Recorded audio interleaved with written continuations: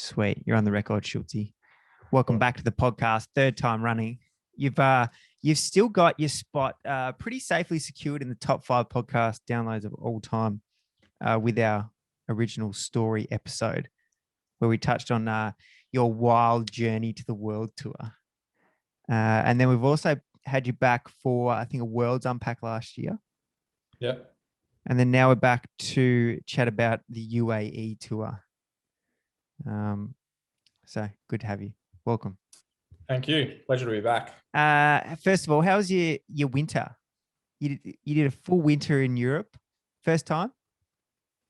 Yeah, I guess you could say first time for a full winter. My girlfriend's from the Isle of Man, so I've spent a fair bit of time in Europe through the winter before, but always going back to Oz at least for a small stint. Like the year before, I spent Christmas over here and then went back to Oz just before the Nationals. So it wasn't too different, but I guess having sort of knowing that I wasn't going to go back to Oz at all, it was a bit of a cloud over the head. But in the end, it was great. It was an awesome winter. We had a really good time over here. There was a good crew, and yeah, actually, it's one of the most relaxed sort of offies I've ever had, just without all the travel. You go back to Oz, and when you're back in Oz, it's kind of like you're squeezing things in to see people left and right, and you don't really actually switch off and let your hair down and relax that much because it's just constantly full gas. So yeah, that was really nice and really relaxing. And despite a lot of the restrictions and stuff that we have over here, with social gatherings and restaurants being closed and stuff, we made our own fun, and it was really good. Yeah, because normally you'd come back, you've got road nationals early Jan, you kind of always have to be somewhat on the radar. Did you have longer off? And did you feel that coming into obviously your first race last week, did it feel good? It's late in the year. We're back end of February. It's pretty different to racing full noise in the first week of Jan. Yeah, it's definitely different. I'd done it before when I was on Cajaral. I just would skip the nationals altogether, and start a bit later over in Europe. I had the same time off as I normally would. I had 4 weeks of being a couch potato. I don't get into any cross training or any stuff like that. I just like to really do nothing. Did you party much? Well, I mean, within our apartment, yeah, with a few guys, and that's really all we could do. We couldn't go out. We couldn't even eat dinner in a restaurant. So yeah, it was kind of, just making our own fun, which was actually really good. But I guess the harder thing about doing it over here and not having anything to sort of kick you into gear in Oz was that by the time our training camp came around in, I think it must have been start of January or mid-January, I can't quite remember. It was like, okay, I need this training camp now to leave Girona and to turn on for the season, because there was nothing to break any sort of bad habits or, it was just like, it was good to get away, start going to bed a bit earlier, and get into the routine of being a professional cyclist. Because also with the Vuelta finishing so late, I hadn't been riding very much before the training camp anyway. I mean, I got back on the bike around mid-December, or when did the Vuelta finish? 10th of November or something. So I must have got back on 10th of December. Mm-hmm.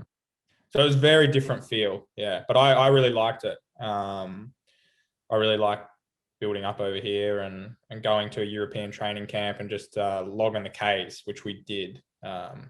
Did some big Ks on training camp. We were doing between 6.5 and 8 hours every day for 10 days on a training camp. It's like really big block. Massive There's nothing days. like that. I'd never done anything like it before. It was absolutely nuts. We'd we'd leave for training at 9:30 and we'd get back just before it got dark at like 5:30, 6 p.m. Just slogging it out, like low intensity, with a bunch of guys, and yeah, just huge volume. I've never done anything like it, but it was really good.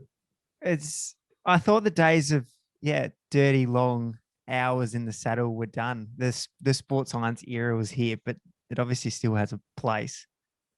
Yeah, I think it definitely still has a place. I mean, every now and then I'll throw in a big 7-hour ride into training, but it's very rare. I think to do it back to back for a whole training camp is we're probably one of the only teams that did something like that. But I can't knock it because I came out of the camp feeling good and a hell of a lot better than I went into it, and I think I needed it. Yeah, and maybe that also helped going into it really underdone, sort of not in good shape, and being able to struggle through the first few days and actually build rather than come out of it in a hole. Yeah, and get that kind of condition that you naturally get out of the Australian summer, and Exactly. knowing that thing's around the corner, that racing block. Mm. So talking post the training camp, obviously you did come out of it well, because UAE tour was a nice little opener for Nicholas Schultz. Yeah, it was. That first day, let's start with that. The wild day. There was the coolest cool footage for everyone on Twitter of the crosswinds, echelons everywhere. It was wild. Yeah, still having flashbacks. Talk to me about that day. Well, I mean, before I went to the UAE tour, I'd spoken to a few guys. I mean, I was a bit of a last minute addition to the team, and I'd spoken to a few guys, and they're like, yeah, UAE tour, it's the easiest race in the world. You go there, you lose form. So you sit on the back all day. It's cruisy as, and then there's like, it's hard for the last 10K, and there's 2 hilltop finishes, which are really hard. And, sometimes there's wind, but it splits for 10 minutes and then it all comes back together every time, and just super negative. And I was like, sweet. And we're driving out to the first stage, and it was blowing a hoolie. Like, there was sand flying across the road. It's like, I'm like, geez, pretty surprising that this always comes back together. And like, the start was, we had a 500-meter section of neutral, and kilometer 0 was cross tailwinds.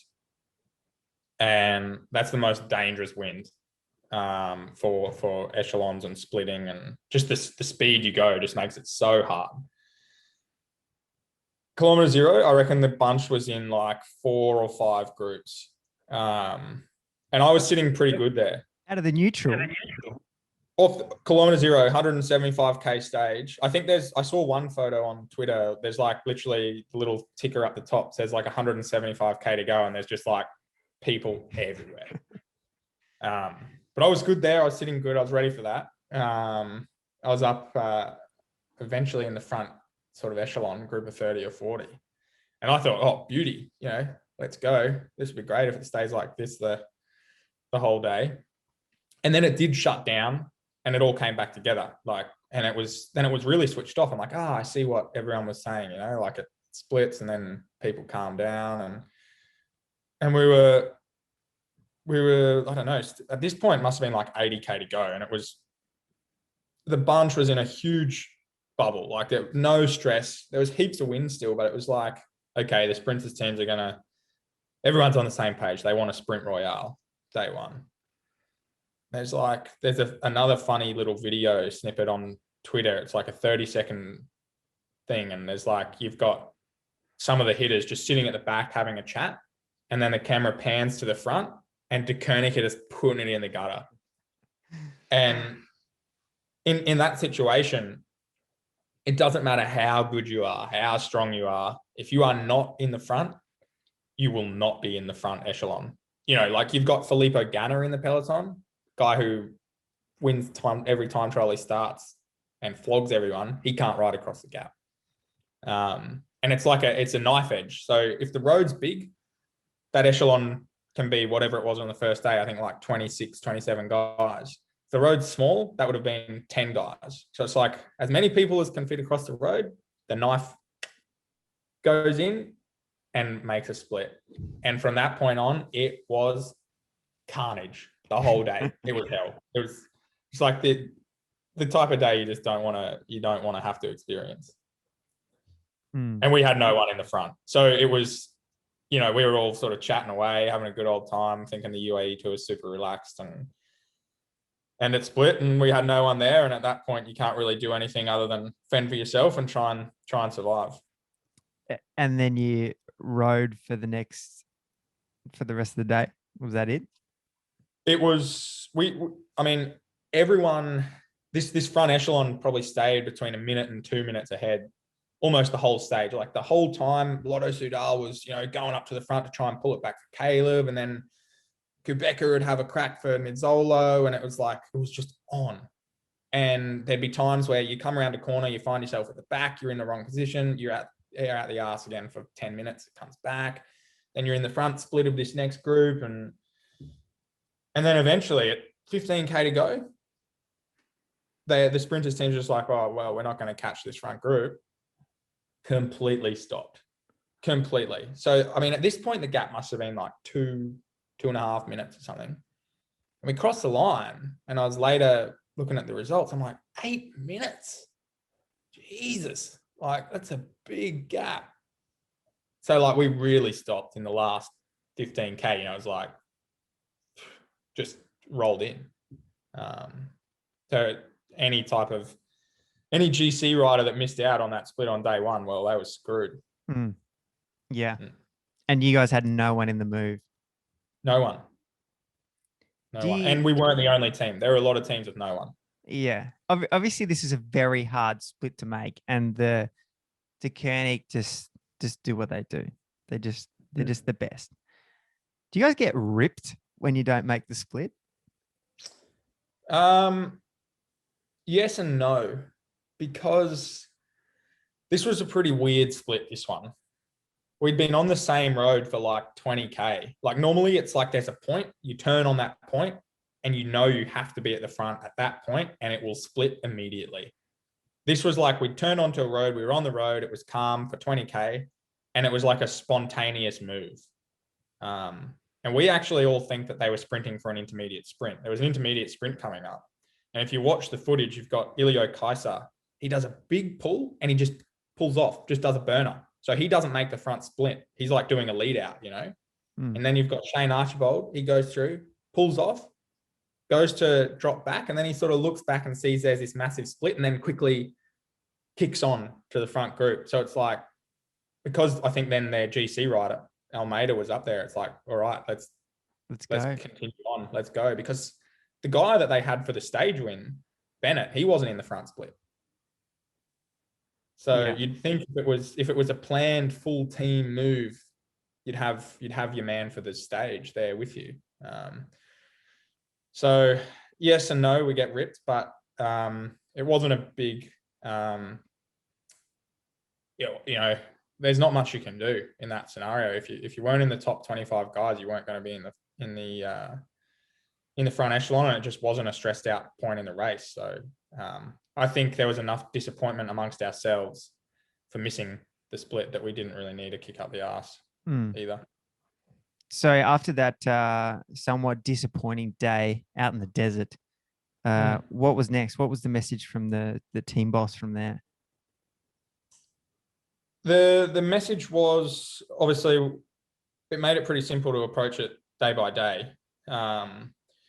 And I sort of had a bit of an opportunity with a young Italian guy, Kevin, to ride the race, to go for, to experience trying to go for, put 7 days together and see how it ended up. And that sort of, regardless of the fact that any sort of good result on GC was out the question, we still got the go ahead to sort of approach it like we were going to ride GC, just for the experience. So nothing much really changed for us. We were sprinting for Caden, and then Kevin and I were going to get opportunities on the hillier days. But what it did change was the sort of the general vibe in the bunch. So after that first stage, this whole idea of a relaxed UAE tour just went out the window, and every single corner for the next 5 days was a bunch sprint towards that corner just in case. And Stress everywhere.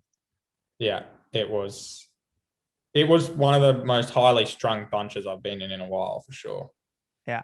And also like a weird scenario, because you're used to these narrow Belgian European roads, and here you are racing on 8-lane wide hot mix. Does that change the dynamic? Yeah, it does. It sucks. Like, you think it looks good, but the problem with when it's crosswinds or you're coming into a climb, it's like a washing machine. There's so much space. So you get into good position, you're like, oh, I'm here, I'm in the right position. And then there's so much room on the road, another train comes up on the other side. And then all of a sudden you just get squeezed and you're back at the back again. It's like, man, I got to keep doing sprints to get to the front. And it's like, it's honestly, there's a bit of luck in the positioning on these massive roads. Whereas on the small European roads, it really requires like anticipation and a bit of race now. It's like, once you get in position, it's much easier to hold position. But in these massive highways, it's just like, you could be in position 200 meters before the critical point turn, and then 100 people come around you and you're boxed in and you're done. Yeah. On to stage 3, which is kind of the first hilltop, 166 clicks and 155 it was flat off the bat, nothing happening. How was the run into that final climb? Yeah, full on. Again, because pretty much nothing happened throughout the stage. There was one little small sort of crosswind section, but because of the previous days, it was just like we did warp speed because every team was ready, but nothing split. Yeah. The run-in was hectic, and a lot of the guys on the team had done UAE tour before. They knew what it was like. So I was pretty lucky in that regard. At one point, I found myself in really good position with guys like Bauer and Heppy. But it was just too hard. It was too hard up near the front to hold position in terms of like physically. Like, it was, if I was going to try and do a good climb, I don't want to go into the bottom of the climb in the red. And we were just going so fast that it was like a max effort to try and hold position. So at one point, once I'd been squeezed for the 1,000th time to the back of the bunch, I just said, I'm just going to stay back here. I'm just going to stay right at the back. And I'm not particularly someone who really likes boxing on that much. So it's also stressful. So it's mentally stressful and mentally draining. And with the climb being such a wide road, there's a lot less stress to get into it in good position. You obviously just run the risk that if there's a crash or something at the bottom, you're going to get held up. But yeah, so the guys came back and we just chilled, just sort of relaxed at the back while watching this washing machine happening. Just guys boxing on and fighting to try and be at the front. And I just sat pretty for like the last 10K running into the climb. And there's a little lull as the climb started, and Luka Mezgec just sort of did a few little accelerations, and we were in the top 20 for when people started getting dropped, and it was perfect, but just sketchy running. Do you end up getting back to the rear of the bunch, and then all of a sudden it's easy, like you just get sucked along? Yeah. Like the difference is incredible. I mean, to ride in the top 10 in a run-in like that, it's like doing a time trial. It's really, you're on the pedals. And even on the wheel. Yeah.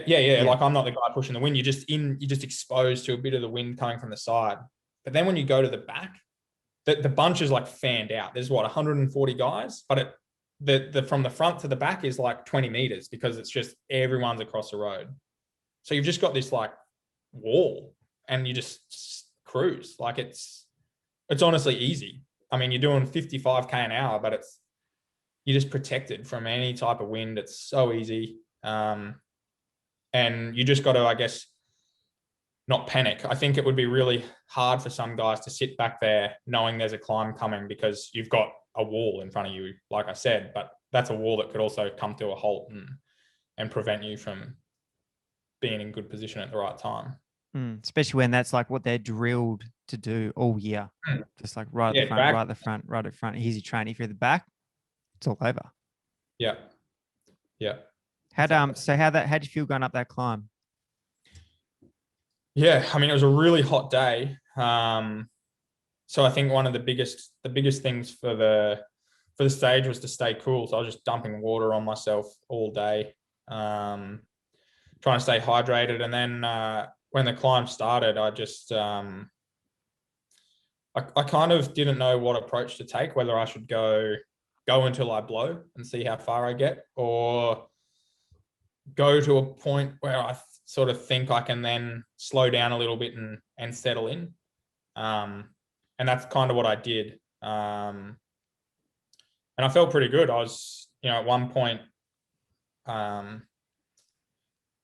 both climbs, actually, it was sort of similar. I don't sit right near the front when there's a bit of a bunch because I don't feel like I belong in a group like that on climbs like that. So I sort of sit where I think I'm not going to hinder anybody else. I'm not going to lose the wheel and then take a bunch of dudes out the back.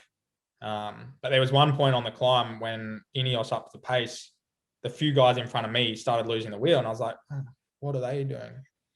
And then sort of that's when I thought, I've got reasonable legs today. And then I just settled in and tried to keep a steady pace to the top. It's pretty straightforward. I'm not going to be able to go with Yatesy and Pogacar when they're throwing grenades and a bunch. When the pog went, like, you just on the rivet, like you just full noise, and then you're like, this guy just goes whack. Yeah. I mean, max effort, and you sort of can't fathom going any faster, and then you just see these guys step out and go for it. Yeah, it's like, whoa. Yeah, different. It must be wild. Yeah. So that was a nice little confidence booster for you, though. You're like, I'm in the mixer here. Then on the stage 5, the other hilly stage of the tour. How's that? Another hot day. That's something else we hadn't talked about. You're coming off a European winter. You're not coming off a Australian summer. So I was a bit worried about that before the race, actually, because just no exposure to heat, really. But the beauty of having guys help you is that, I had, it was brilliant. Someone was coming up to me with a water bottle every 5 or 10 minutes, and I was just dumping it over myself, like just freezing cold water. I never really felt hot, which I think is a big reason why I rode well there. Just thinking about those smaller details. The second hilltop was completely different to the first. It was like 20K, just a consistent 5-6%. I actually hate climbs like that. It's terrible. Just a horrible feeling. Sitting in the wheels, just with constant tension. And the thing is, because it's not so steep, is that there's a pretty big draft. So at like 5K to go or 6K to go, there's like 50 guys left. And you're like, man, I must be feeling crap. Like 2 days ago, there's, 15 guys left a K into the climb, and we're 15K into this climb, there's 50. And you sort of start doubting yourself a bit, like, man, this is, I'm feeling crap here, but there's still 50 guys left, what's going on? More or less the exact same thing happened as on the first climb, where when the pace really got up and guys started getting shelled, I was able to go around them and then sort of find a spot in the group a bit further up near the front, which again was just surprising at the time. I'm not used to that, and yeah, it's a nice feeling. Gives you confidence while you're climbing. Is it weird too, climbing on like such wide roads, such well paved roads? It's like that quick. It's very different to a small Italian Alp. Yeah, I don't know what our average speed up this climb was, but I reckon it would be close to 30K an hour. Like, must be between 25 and 30. So it's a really different feeling, and when it's so consistent as well, it's just, there's no let up, even though it's not steep. It's such a weird feeling and a hard, just, I don't really like climbs like that, to be honest.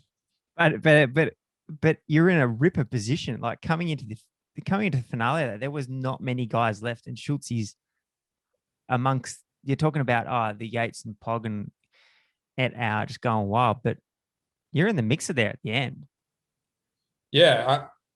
Also a big surprise for me. And sort of like I was touching on this, the same thing happened when I think at about 2K to go, Almeida attacked with sort of Yates and Pogačar on the wheel, and I was sort of at the back of the group, and the majority of the group didn't follow the move, and I was like, oh, I can follow, and I just rode past these guys and rode across to this this attack from Almeida, and at that point I was like, oh, yeah, okay, I'm not feeling crap like I thought I was up this climb. Everyone else is also hurting.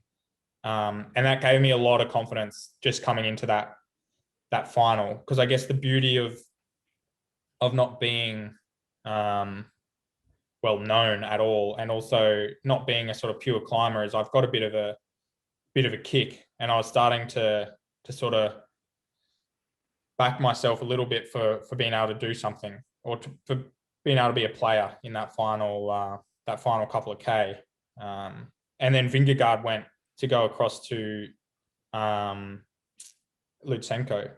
And I sort of hesitated a little bit and then just went after him, trying to sort of anticipate the move that was sure to come from the big hitters, which I would not be able to follow in the final 500 meters. And it paid off. Like, I wasn't able to get to Vingegaard, but I only got past in the last 150 meters by the big hitters, and sort of was able to hold on for a top 10, which, I think if I waited for the gallop at 500 meters to go, I would have gone straight out the arse. That's a big result. Have you heard of Vingegaard before that stage? Like, big climber. A couple of years ago, I think he was a Neo Pro, first year pro, in Tour of Poland in 2019. There was this crazy hard stage, and it reminded me of racing in France. It was like from kilometer 0 to the end, it was bing, bang, boom, like just carnage. There was no control. It was a massive race of attrition and sort of like last man standing thing. And he won that stage, first year pro, World Tour race, with like the best riders in the world off the Tour de France and going into the Vuelta. Yeah. I think Jai Hindley was maybe second or third that day as well. It's a crazy hard stage, and Vingegaard won that. So I knew very well who he was. Yeah, he's a really good player. And he continues this trend of young riders just winning races. Like, he's so young. Yeah, I know, it's crazy. See, so you come from that race like a really good result. That's a solid as result. Does that change your year, or does that change your year in terms of a race perspective, or does it just give you a bucket of confidence heading into the next block of the season? I'm not really sure if it will change anything race program wise. I mean, I don't have anything fully confirmed in terms of which Grand Tour I'm going to do. I personally am really sort of hoping to integrate into one of the different Grand Tour squads on the team, having done the Vuelta 4 times now. Just a different stimulus, a bit of change. But those things are based off form and performances. So the way I see it, if I ride well, then I might get put on a different Grand Tour. So it could help in that regard. But I think for everything else, nothing much changes. I've got a great program through the spring. Maybe it might just change where I fit into the team's goals within each race. Maybe I'll be a guy that's there a little bit later for the leaders, or maybe in some of the smaller races through the spring, I'll get some opportunity myself. But I think with modern day cycling, everyone in the team in every team sort of has the ability to run a drum. I think teams are structured a lot differently than they were 15 years ago, and it's good to have options. And I think teams like having options and sort of keeping a few guys back. So it's hard to know until I go into these next races if anything changes. Yeah. What's your spring currently looking like? So I head off to Strada Bianca this weekend. I do another Italian one-day race the day after that. And then I've got Coppi Bartoli, Basque Country, and then into the Ardennes. So that's that period there from Coppi Bartoli to Liège. That's a really important block for me, and they're sort of that's where I really want to be hitting my best form for those races. That's a nice little block. That's a nice little block to kind of set yourself up for like you said, one of those other grand tours. And exactly. The form's good. The form's there. So look out. And that's the thing. It's good for confidence because when I look at my preparation before UAE, I feel that there's a lot more to be tapped into. A lot more to improve on. Having started training so late and not really doing a load of really specific, hard, high intensity training. So, I'll hopefully keep building and hit some higher form for that block through the Ardennes there. It's your fourth year with the squad, Mitchelton, plus a couple of years Qatar beforehand. Like, do you feel that kind of compounding effect that you've got World Tour seasons under your belt now? Does it pay off every year you come out of that winter block and go, oh, hang on, I'm a notch up. I've got another element to me. Yeah, I think so for sure. And I think also, like, I've sort of always slowly progressed each year. And I think a big thing that really helped my progress coming into this year was the Vuelta last year. I played more of a key role in helping, Esteban in the beginning and then Nieve towards the end. And just the exposure of going really deep into every stage, rather than sort of doing, one day where you sort of go all the way to the line and then the next year you put the handbrake on and take it easy in the gruppetto to get through the race. It was literally like every day I was going, deep. And I think that sort of helped take me to a next level when I got on the bike and started training again. And I did notice it probably more so than ever this year that, just settling into the sort of pre-season tempo efforts, there's a new baseline all of a sudden. And that's also good for the confidence going into a season when you feel like all of a sudden something feels easy and there's a new level there. Yeah. Is it daunting knowing that, all right, I need to step up here. Like I need to continue to push that barrier, because obviously it's a super hard step just to get to the World Tour. But then to start winning in the World Tour and start putting your hat in the ring. And like you said, that example you had going up that climb, you're like, I was where I thought I didn't have the confidence to be. And then all of a sudden these guys will start getting hooped. Like, you're in that mixer now. Yeah. But it's a massive step. Big step. Like I said, I'd never really been in that position in that company. I've been in position to win races before and to fight for results, but not on hilltop finishes with the guy who won the Tour de France. Yeah. So that was it felt really weird and not normal. And that does help the confidence for sure. But it's also something that sort of will take, if it continues, it's not natural for me to feel that. Some guys, like we're seeing now, they're winning in under 23, they go to the World Tour and they're winning straight away. They never sort of have that period where they just workhorses and you start to lose the feeling, I think, of racing for results. And I think that's what I was definitely feeling in UAE, is that you kind of forget what to do. It's the best tacticians in the world are the guys that are always racing for the win, because they'll do something and they'll learn from it. But if you're never racing for the win, you're not putting things into practice that you think might work or might not work. All you're seeing is what other people do. So yeah, it's a little bit daunting, but it's also super motivating, and I like to be progressing every year. I don't want to become stagnant. So if I can just find a little something every year, then maybe by the end of my career I can win something big. Yeah, I think it's super important. You got to be chasing. You got to be around the win. I think like as soon as you settle into that, I'm just working for other people. I'm just doing that. Like you don't have touch on that victory. Like you're not a pro cyclist because you're not a competitive person. Like you are you need that adrenaline rush. Where does it go for these kids that are winning world tour races though at 19, 20, like Pidcock the other night at Kern Brussels Kern just running third. Like where what happens to their career? Obviously we don't know yet, but Yeah, I don't it's such know. a strange dynamic.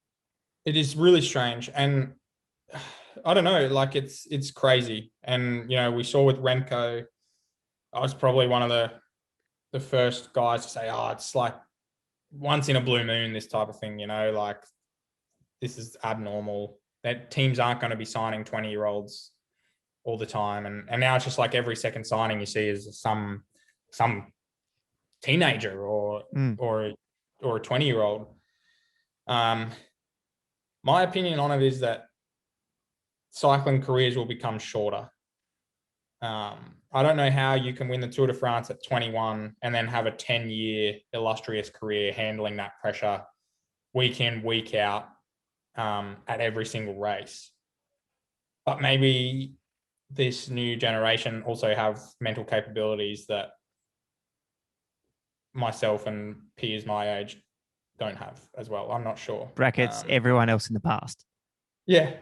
Because you see it, don't you? Like there's only a certain amount of glow time that guys seem to be able to stay at the top. Bar Sagan, maybe. He's done it from since he was young till the end of his career. But I think it's just be a lot of pressure. There's always going to be something like Pogacar's situation this week in UAE. He won the Tour de France. You'd think something like UAE, he's not going to be too stressed. It's February, but it's in the press. Pogacar has to win UAE. Home race, home sponsors. He can only lose.